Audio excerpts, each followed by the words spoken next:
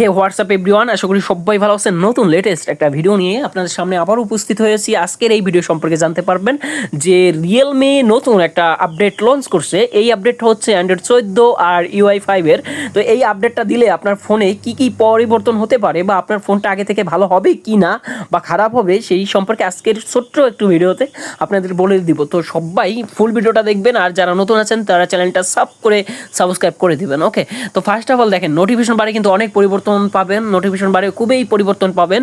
আর ফোনটা কিন্তু আগে থেকে অনেক স্মুথলি চলবে। আর যাদের ব্যাটারি ব্যাকআপের কথা যদি বলি, তাইলে আমি বলি ভাই, সংক্ষেপে আমি বলতেছি যে ভাই, ব্যাটারি ব্যাকআপ আগে থেকে একটু হলেও কম পাবেন। কারণ আগে ছিল অ্যান্ড্রয়েড 12 বা 13 আপনারা ইউজ করছেন, এখন কিন্তু 14। কারণ এখানে হচ্ছে ইউআই যেহেতু আপনার 5-এ চলে আসছে, আর অ্যান্ড্রয়েড যেহেতু 14-তে চলে আসছে, তো সেহেতু ভাইয়া একটা ব্যাপার তো থাকেই যে অ্যান্ড্রয়েড একটু লস তো হবেই, অ্যান্ড্রয়েড আপগ্রেডের জন্য একটু লস, সিস্টেম লস তো হবেই।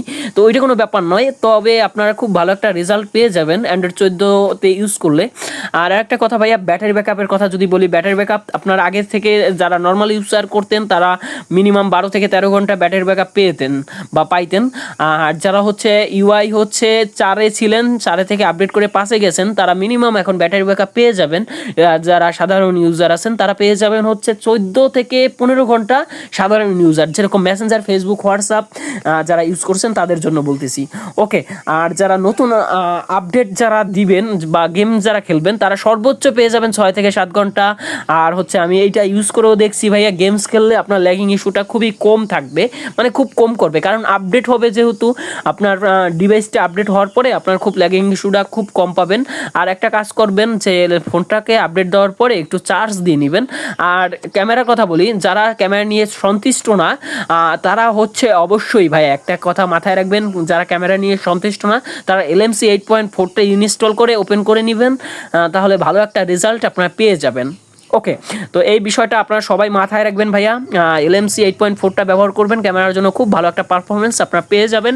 আর এই আপডেটটা দিবেন কারা, আর কারা দিবেন না, তো তাদের জন্য বলি ভাই, আপনার ফোনে যদি কোনো সমস্যা থেকে থাকে তাহলে আপনি আপডেট দিবেন।